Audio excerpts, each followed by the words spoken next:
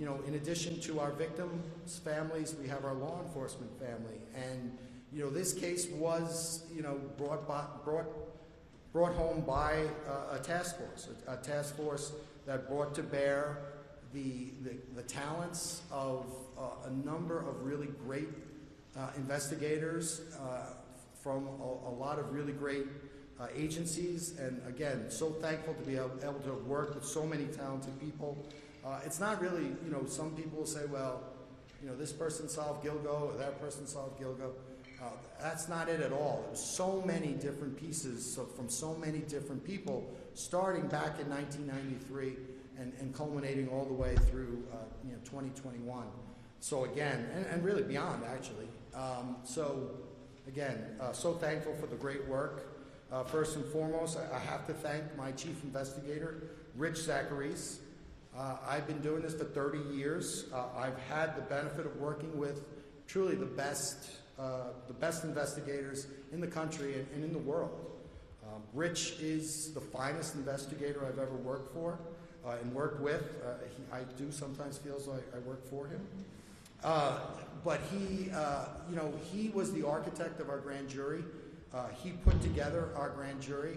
And I think there's, whether it's an attorney or an investigator, I think there are very few people who could have done that logistically. And so to Rich, I want to say thank you. To our detective investigators, our analysts, again, all great. And I'm gonna mention a lot of people, and it's gonna, because it's not exciting to mention a lot of people, but they deserve mention. So I'm gonna mention them. We're gonna go through everyone, but not everyone, but a lot of people. We're gonna talk about our phone experts, Justin Doolittle and John Primiano. Unbelievable work in this case and so many others. Our analysts, Kaylee Homer, Erin Hansen, unbelievable work combing through this evidence, this miles of evidence. And that's just to name a few. They're indicative of so many more. Our law enforcement partners, we had our DA people, our PD, our FBI, our New York State Police, our Suffolk County Sheriff's Office, our core people, Rory Forrestal, a DI. I hired Rory. He was supposed to come in and help us with our child abuse section, but he got waylaid in here, and he worked like heck for us and did a great job. We're so thankful for Rory. For Suffolk County PD, our homicide guys, who are still with the task force today, Chris Calvaca and Scott Aquilina, great individuals, great investigators. Thank you so much, Chris and Scott. Yeah, Jimmy Watson, who worked with us, no longer with us, he's in Nassau. FBI agent Craig Mateo, Special Agent Craig Mateo. Everybody's young, I guess, compared to me, but I see him as a young guy, really talented agent, really great guy, really, really helpful. Investigator Tiffany Attai with the State Police. Again, along with Rory, Erin, and Kaylee, really, plunged into the evidence in this case and really, really helped us out. She was also the one who did the infamous avalanche search. So we want to thank Tiffany for all of the work and all the work that they all did. We have a number of retired task force and former law enforcement officers with us today.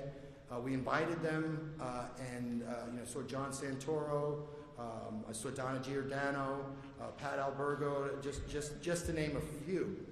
And we wanted to invite those retired members because, again, there was a lot of talk about this case, a lot of talk about, no one cared about the women, who were murdered in this case. That nothing could be further from the truth. I'll talk about Pat Albergo. He worked Jessica Taylor's case. He retired. When we had brought enough evidence to bring that case together, we called Pat, and he came to help us testify. Actually, he and Donna Giordano testified for us.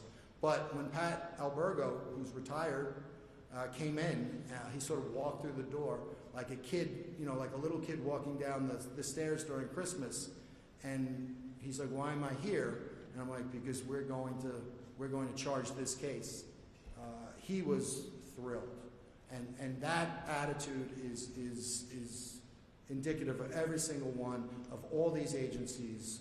So grateful to work with all of these people, both past and present. Our ADAs, Nick Santamartino, Andrew Lee, Michelle Haddad, Larry Opizo, God help them, right? They get to know what I'm really like. And so they were with us right from the very beginning, through the grand jury and through today. Great job by them. I want to thank them. My chief assistant, Alan Bodie, he really, along with Rich and I, we really thought a lot about how we were going to go forward with this case and planned a lot of things, from the grand jury, and he was really helpful with that. And also, he ran the office while I was running around pretending to be a lawyer. Our discovery expediters, our analysts, our paralegals, everyone. And that's just us. So now, we come to the Suffolk County PD, and, I'll talk a lot about Suffolk County PD was, with us every step of the way. Our police commissioner Catalina, our chief of department, Bill Dougherty, our chief detective, Sean Barron, a whole host of other people are with us today. We have our Suffolk County Sheriff, Errol Toulon with us, as well as Undersheriff Kevin Heavey, as well as Undersheriff John Becker. We really want to thank those two agencies. We want to thank Errol Toulon, and we want to thank Police Commissioner Catalina. They're two phenomenal partners. I can say this about Suffolk County and Suffolk County citizens when it comes to Police Commissioner Catalina and Sheriff Toulon. You are all in wonderful company. In addition, with regard to our Sheriff's Department, they provided logistics and traffic and sex trafficking related intel throughout our interviews, helped us to identify a lot of potential interviews of inmates and other people who have been sex trafficked. So we want to thank Suffolk County Sheriff for that. With regard, we also have the FBI here.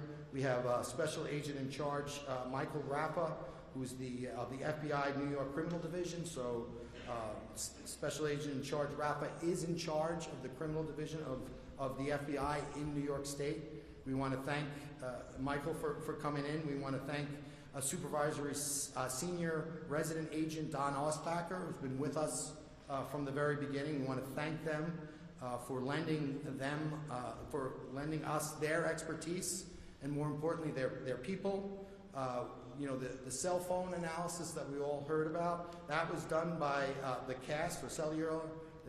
The FBI CAST stands for Cellular Analysis Survey Team, and specifically Special Agents Eric Perry and Mike Sabrick.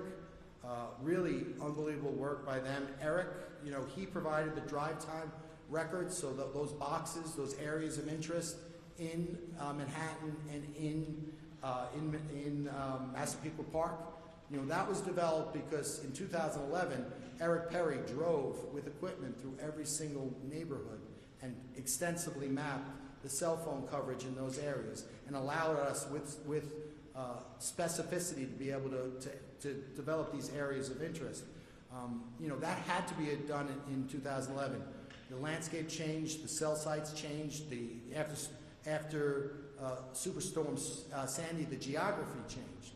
So, we went back to 2011, and that work that Eric did, and just phenomenal. So we want to thank the FBI. We want to thank Eric Perry and Mike Sabrick. They both created maps for us to use in the grand jury. They testified in the grand jury, as well as John Pruniano from my office with the help of Justin Doolittle, and just great work.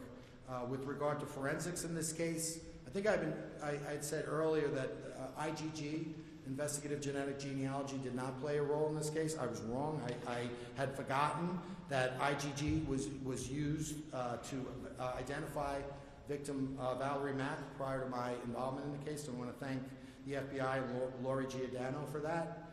They also, with us, helped to identify Karen Vergata. So again, thank you. FBI, they provided surveillance of the defendant, both in the city and on Long Island, and their surveillance team. I was nervous. I had never met these guys. I'd worked with them as a federal prosecutor, but that was a high risk, high reward thing. If they get made, everything comes down. if they get detected. But they weren't detected. Not only did they follow the defendant, but they recovered the abandonment samples. So we want to thank them. Suffolk County PD, they recovered DNA from the defendant's house. We want to thank the homicide squad for that. And again, working together, we were able to really develop that DNA evidence. So we want to thank them. We provided, the FBI provided a searchable account, digitalized this entire file for us, and I want to thank the FBI for that. New York State Police. Today we have Major Chris Casal, who's the troop commander of Troop L. We have Captain Chris Jean, who works in Troop L as well. Again, they provided Tiffany Atai to our task force, who was integral to our success. They provided assistance to search warrants, of all the search warrants with regard to this case and all the various locations. They were on the scene with our Suffolk County Police Department gathering evidence. They transported evidence from the house to Suffolk County property, along again with Suffolk County PD. The avalanche truck, they transported from South Carolina to our lab. There was a ramp charger from Pennsylvania that was associated with the Sandra Castilla case. State troopers took that from Pennsylvania, brought it to our lab. We were able to develop evidence linking that truck to the murder of Karen Vergata. We want to thank them. They provided us with K-9 units along with the NYPD, Suffolk County PD. I want to thank all of those agencies. I want to thank Nassau for helping us with the search warrant. I want to thank Nassau County DA's office for helping us with the prosecution of the weapons case. Our Suffolk County Crime Lab, we want to thank them. Tremendous work. I particularly, is Clyde here? Where's Clyde? Clyde, raise your hand. Where's Clyde? All right, Clyde's all the way in the back as usual, hiding. So Clyde was the hair analyst in this case. He collected hairs from all the victims in this case, save for Jessica Taylor. And he pushed the PD and he pushed our office to send certain hairs out for mitochondrial and then later nuclear DNA testing.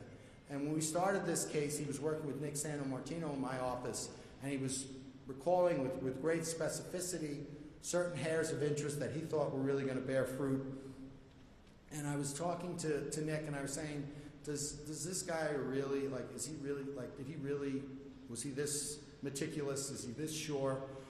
And so Nick said, sit down with him, sit down with Clyde. And we sat down with Clyde, and, to go to a crime scene, in the 2000s and not have the capability to get nuclear DNA, but yet to be so precise and exact in gathering evidence, cataloging the evidence, safeguarding the evidence, and then being able to advocate for its use. Without Clyde, we probably wouldn't have gotten that evidence. So, Clyde's retired now, but we really want to thank Clyde. Bob Jenna, he collected hairs on the Castilla case.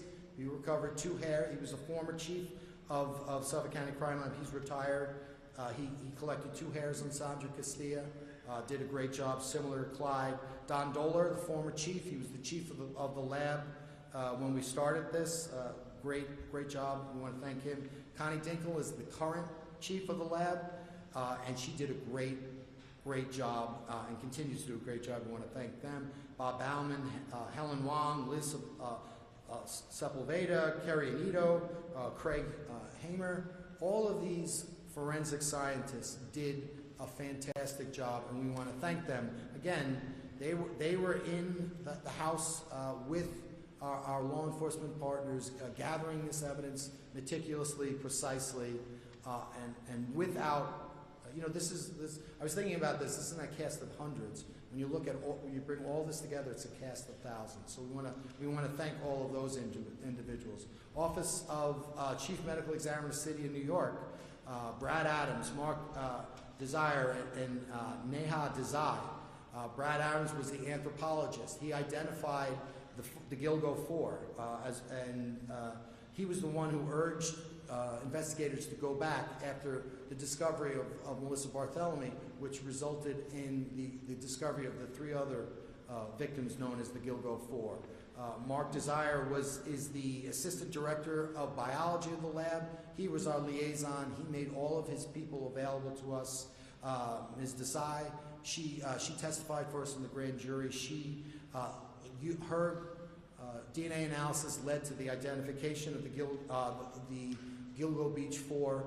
Again, she testified in the grand jury. A fantastic job.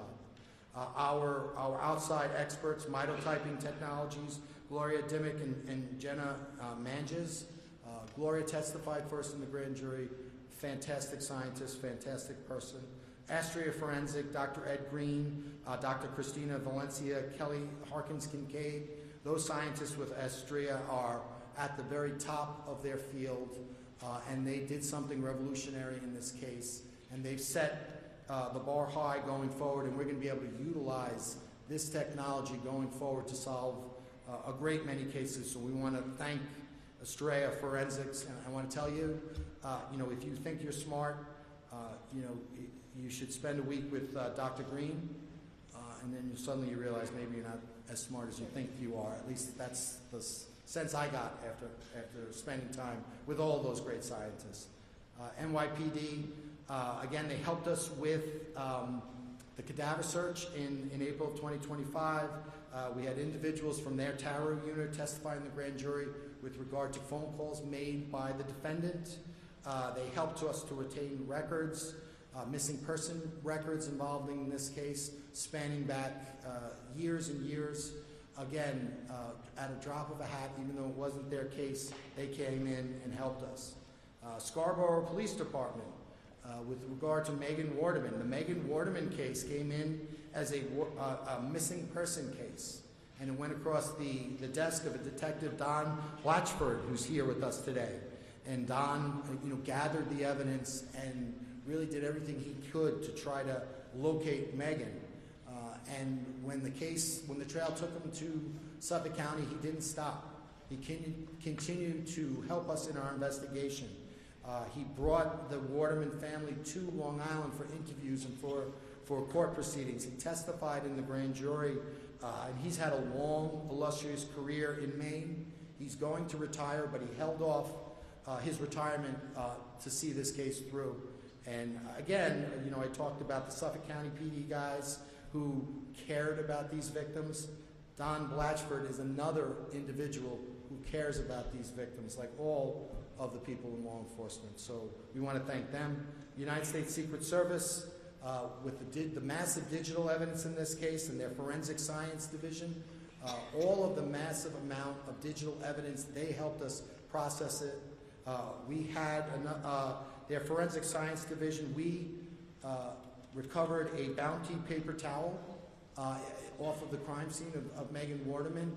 They processed that and they compared that to the same Bounty towel that we recovered in the home of the defendant. They matched, and this was a memento that we argued the defendant kept.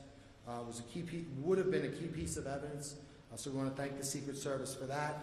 The telephone carriers, Verizon, T-Mobile, Sprint, Nextel, and AT&T. Again, phone records spanning back to 1993. We've got to get those records and evidence. Again, Rich Zachary's was integral in this, but they went above and beyond they went above and beyond for us because they knew this case was important. We want to thank them. With regard to the court staff, Judge Mazie and his staff, I want to thank them for their courtesies, and I want to thank them for all that they did in their professionalism. And this is a difficult case, and they handled it with aplomb. So, I'm going to turn it over to our partners, but just to clarify regarding the plea of guilt, the defendant has pled guilty to 3 counts of murder in the first degree, pertaining to the murders of Melissa Barthelemy, Megan Waterman, and Amber Costello, and all of those 3 individuals who were killed within 18 months between July of 2009 and September of 2010. That enabled us, the proximity of those murders enabled us to charge those 3 murder one counts. In addition to the sentences of that is life without the possibility of parole. With regard to the other 4 victims, they pled guilty to 4 counts of murder in the 2nd degree. That's Sandra Castilla, Maureen Brainerd Barnes, Valerie Mack, and Jessica Taylor. Those sentences, 25 to life, to run consecutive to each other and to the murder one charges. This defendant has additionally agreed to accept responsibility for the murder of Karen Vergata.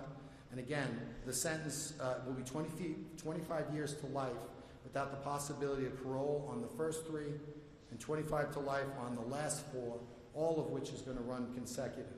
So we have 3 life without parole sentences and 4 25 to life sentences, all to run consecutive. So, with that, I'm going to turn it over to our law enforcement partners. So I'm just going to leave with this. This case closes and another one opens. There are still, bodies on that beach. There are still bodies in Suffolk County. There's no rest for the weary. We are going to continue to work with our partners and to try to obtain closure for as many families as we can. Thank you very much, and we're going to call up Police Commissioner Catalina.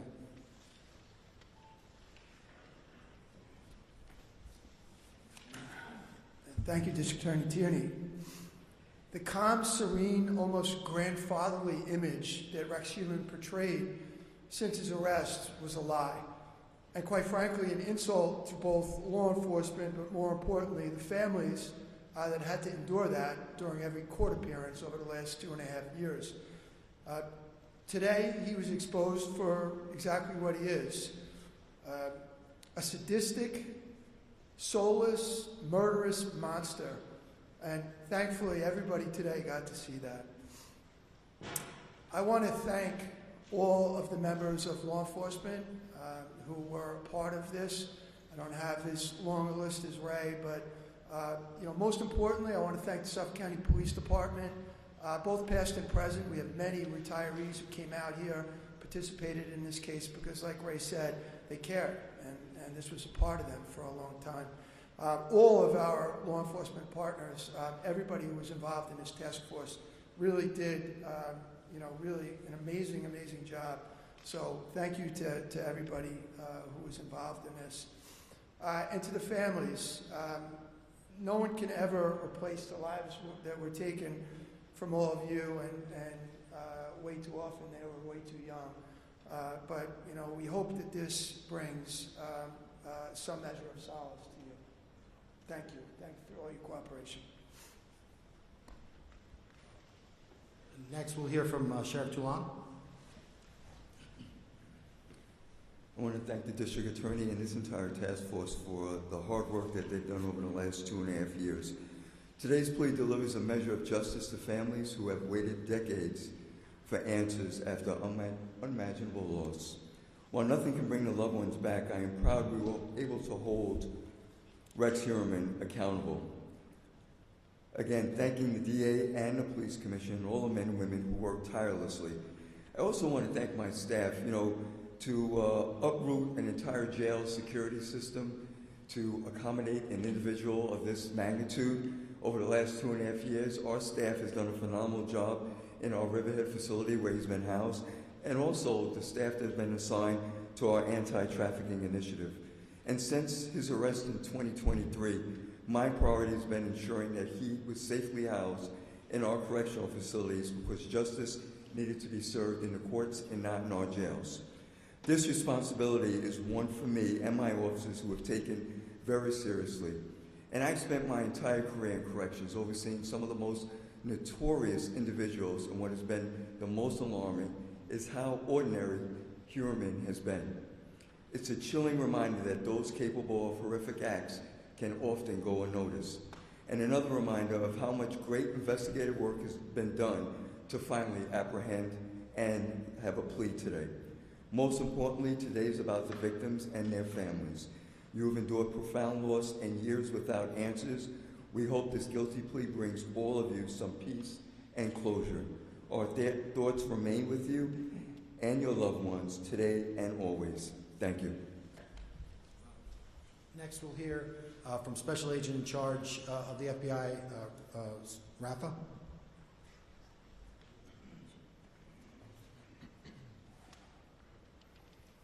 Thank you. Good afternoon. I'm Michael Rada, Special Agent in charge of FBI New York Field Office Criminal Division. I'm proud to stand alongside Suffolk County Police Department Commissioner Kevin Catalina, Suffolk County District Attorney Tierney, Suffolk County Sheriff Toulon, to announce the plea of Rex Harriman, the Gilgo Beach serial killer. Today's announcement highlights the importance of partnerships and perseverance. For decades, the families of these women have been left searching for answers and waiting for justice. This ends today because these agencies before you never gave up. The detectives, the troopers, the agents tirelessly chased every lead and left no stone unturned. In 2011, FBI New York began collaborating with the Suffolk County Police Department to find out who was responsible for these cold-blooded murders. Our office leveraged many resources, some of which have been described already, over the years to include our CAST, our cellular analysis survey teams, behavior analysis teams, evidence response teams, the surveillance groups, forensic and document lab teams at Quantico, and investigative genealogy tools to identify some of Harriman's victims and help Suffolk County Police piece this puzzle together. The close coordination across every agency ensured that a monster lurking in our community was held accountable for his heinous crimes. While we'll never be able to fill the hole in the lives of the victims' loved ones, I hope that today brings a small sense of closure. Once again, I'd like to thank our state and local partners for their unwavering determination and investigative grit, and that includes the retired agents, detectives, and troopers that are here today. To see them sitting in that courtroom today in the back of that room was really awe-inspiring. To see their commitment to justice doesn't end when they hand in their badge and gun when they retire. Finally, thank you to the agents and analysts of FBI New York Long Island Safe Streets Task Force, the Special Operations Group, our CAST folks, Investigative Genealogy Program folks, and I'd really like to thank DA Tierney and your office for what you did and the resolve that you showed in this case. Just tremendous. Thank you all.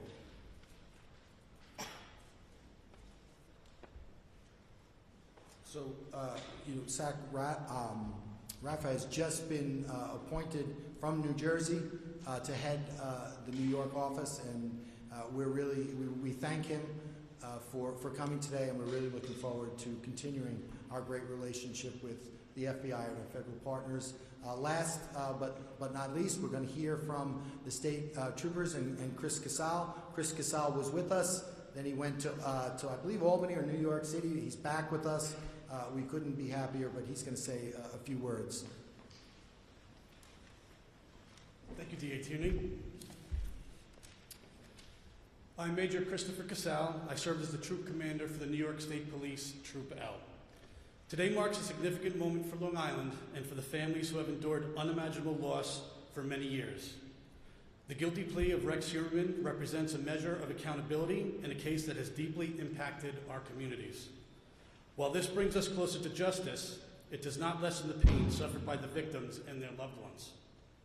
This outcome is a result of years of persistent investigative work and strong collaboration among our law enforcement partners who made up the Gilgo Beach Homicide Task Force, and I commend all of them for their dedication and extraordinary work on this case. It reflects an unwavering commitment to our mission to never forget the victims and to continue pursuing justice, regardless of how much time has passed. This case not only underscores the importance of coordination across agencies, but the role of advancements in forensic science, technology, and intelligence sharing. Today is not a day of celebration, it is a day of reflection, accountability, and remembrance. We honor the victims and stand with their families who have shown extraordinary strength and resilience. The state police and all the agencies you see represented here remain committed to serving our communities and to the continued pursuit of justice for every case that is entrusted to us.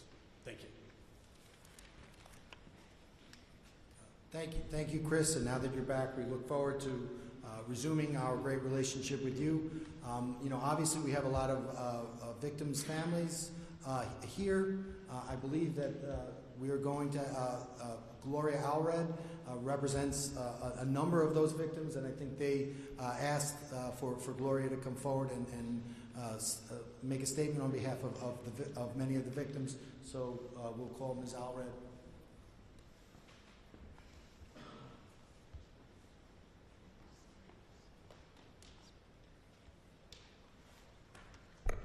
Thank you.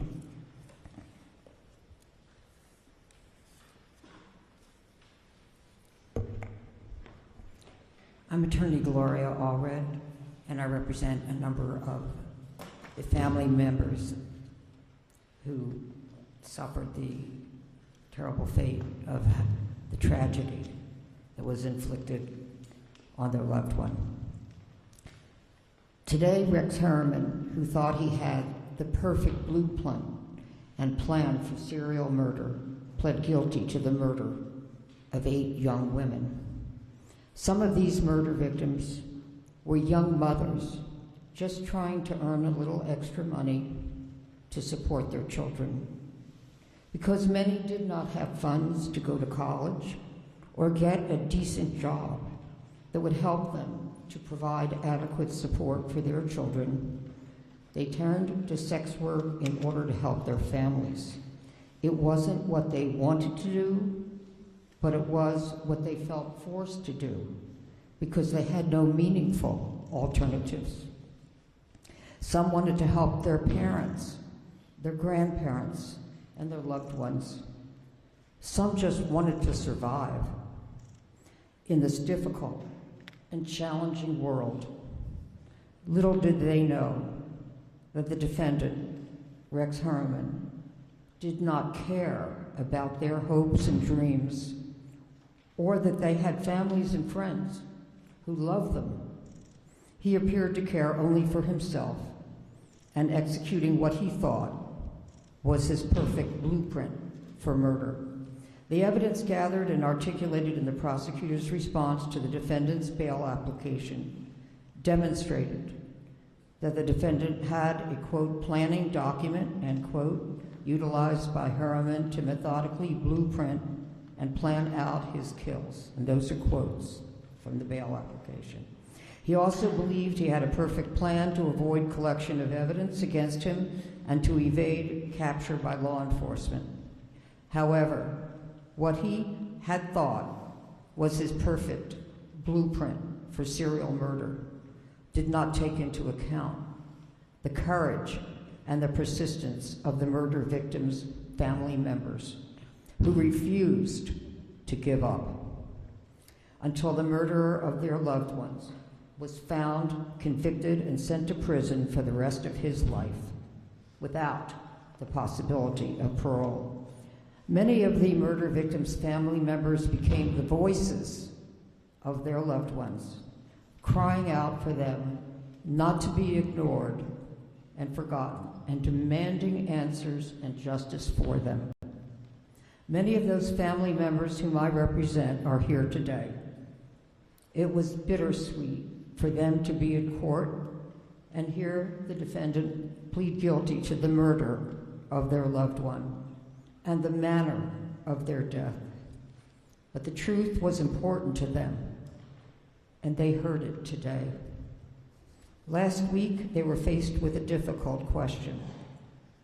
Did they agree with the Suffolk County District Attorney's decision to agree to accept the defendant's plea of guilty in lieu of trial? Or would they have preferred that a trial take place so that they could hear all of the evidence that the prosecutor would seek to admit against the defendant? In a few moments, you will hear their answers to that question. And I will ask them to come up to the microphone, or if they would prefer to stay where they are, they can answer from there. In no particular order. Family members of Megan Waterman, please come forward and state your name and relationship to Megan Waterman. Elizabeth Meserve is her aunt. I'm Megan's aunt, and on behalf of Megan, we We have a wireless A microphone. little louder, We have please, a wireless Elizabeth. microphone for her, please. Or can you come up here? Thank you. So my name is Elizabeth Meserve. I'm Megan Waterman's aunt, and I helped to raise her daughter. And on behalf of Megan, we definitely accept the plea.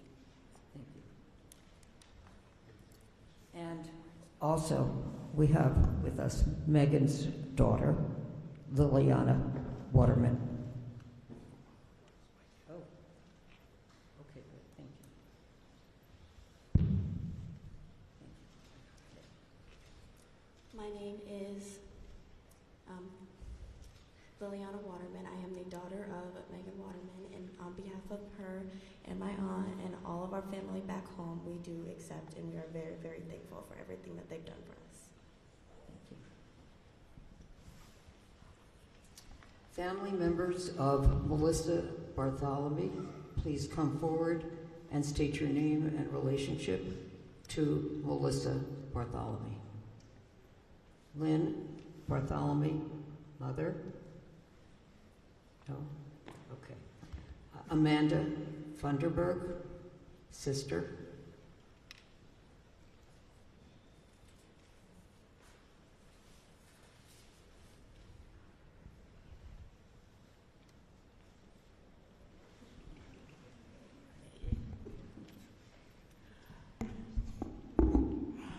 I'm Elizabeth Vakeel. I'm Jessica Taylor's mother. And I am glad that this is over as far as him pleading guilty. It took a big chunk of stress off of me and my family. And you accepted the plea? Oh yes, I accept the plea wholeheartedly. Thank you so much.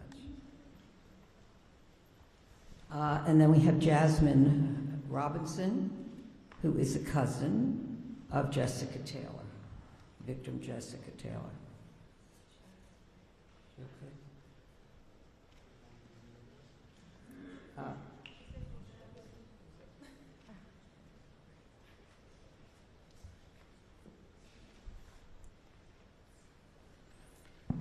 Family members of Maureen Brainerd Barnes, please come forward and state your name and relationship to Maureen Brainerd Barnes. Missy Khan's sister. Nicolette Brainerd Barnes' daughter. Dylan Haggett, son. This is Nicolette. I am Nicolette Brainerd Barnes, the daughter of Maureen Brainerd Barnes, and on behalf of my mother, I accept this plea. Dylan Haggett. I am Dylan Haggett, the son of Maureen Brainerd Barnes, and I accept the plea.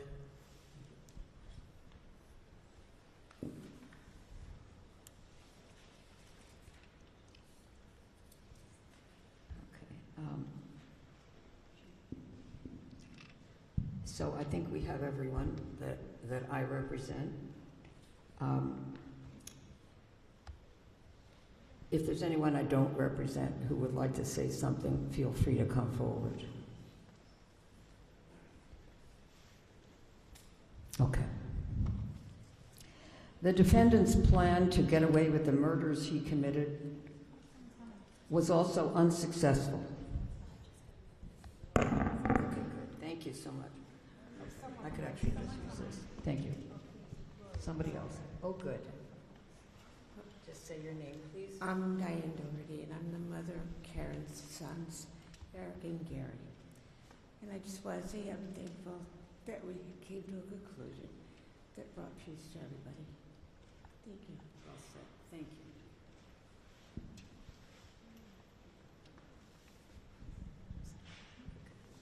Anyone else? Yes, you will. Okay, good. Thank you.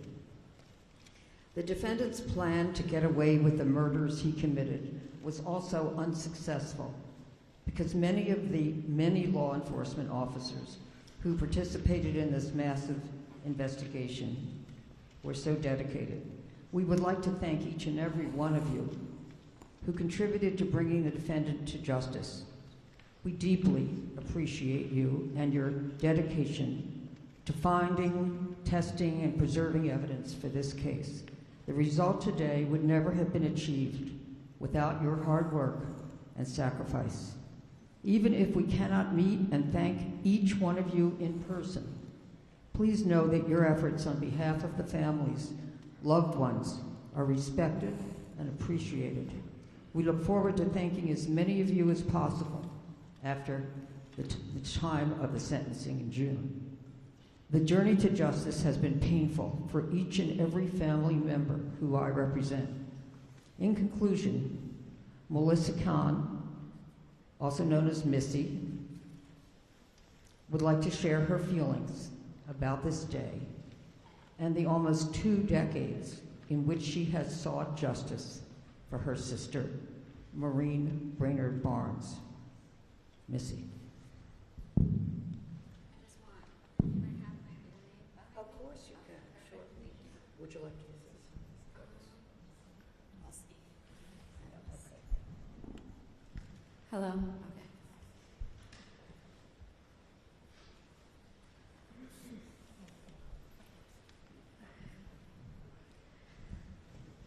Hi, my name's Melissa Can. Everybody calls me Missy, and I'm the sister of Maureen Brainerd Barnes, and this is my family, well, some of it.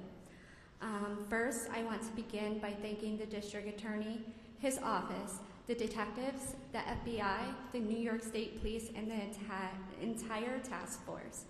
For years, they never stopped.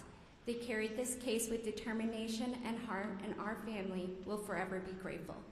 We are forever thankful for the work that led us here. Finally, a sense of relief. The guilty plea brings solace, and I'd like to thank everyone who had a part in that fight for justice. Thank you to our lawyer, Gloria.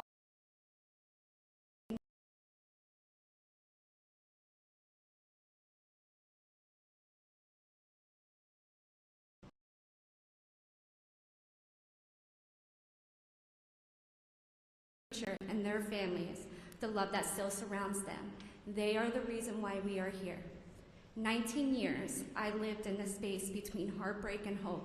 Throughout these years, I searched for answer, for truth, for justice. There were moments when the weight felt unbearable, but I never gave up. Maureen was never forgotten, not for a single moment. From the day she went missing until today, she has been carried in every breath, every memory, every fight for answers. This has been a long journey of hope, hope that one day we would stand here and say her name with justice beside it. Today, that long, painful journey brings us to this moment. Our mission, our promise to Maureen, is finally met with accountability. For Melissa's, Megan's, Amber's, Jessica's, Valerie's, Sandra's, and Karen's family, I stand with you in deep love and understanding. No one should